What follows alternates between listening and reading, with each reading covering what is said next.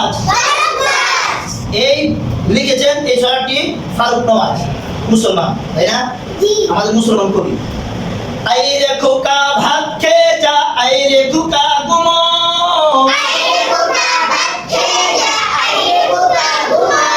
আওয়াজে বললেন আইরে খোকা ভাত খেয়ে যা, আইরে খোকা ঘুমো,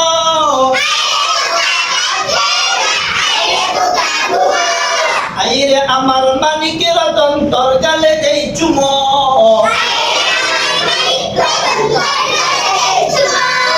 এমন কথা মা ছাড়া তো কেউ বলে না আর,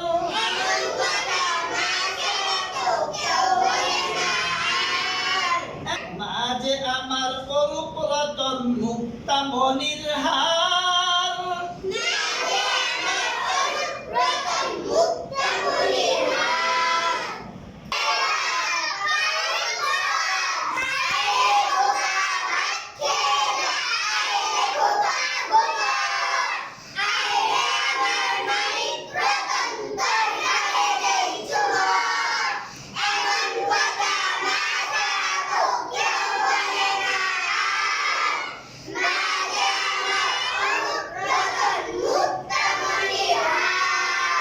মাশাআল্লাহ, ভালো লেগেছে।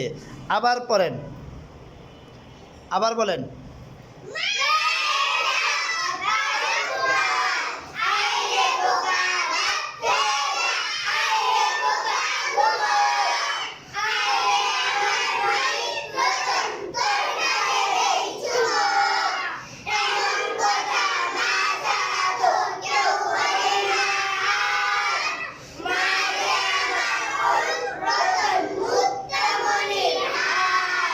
মাশাআল্লাহ।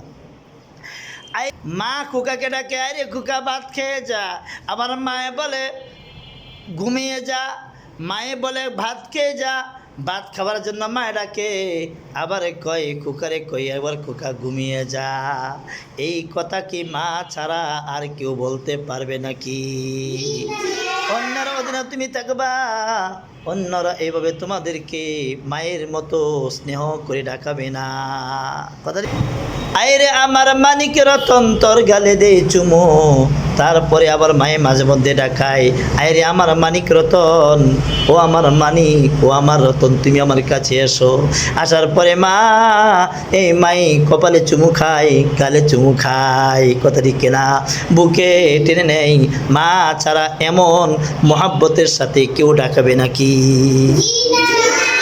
মায়ের ভালোবাসার সাথে কোনো তুলনা হয় না। মা সুন্দর করে নিজের সন্তানকে ডাকায়, ডাকিয়ে মার বুকে টেনে নেয়, কথা ঠিক কিনা? আরে আমার মানিক রতন তোর গালে দেই চুমো, এমন কথা মা ছাড়া তো কেউ বলে না আর, কথা ঠিক কিনা বলেন?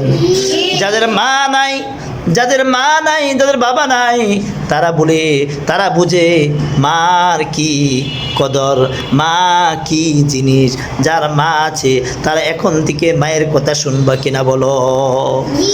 যাদের মা নাই আল্লাহ তাআলা নিয়ে গেছেন, ওদের হাজার যদি মাকে ডাকে, মার কবরের পাশে দাঁড়িয়ে যদি হাজারবার মা মা মা মা বলে চিৎকার করে, মা কি এই সন্তানের ডাকে সাড়া দিতে পারবে নাকি?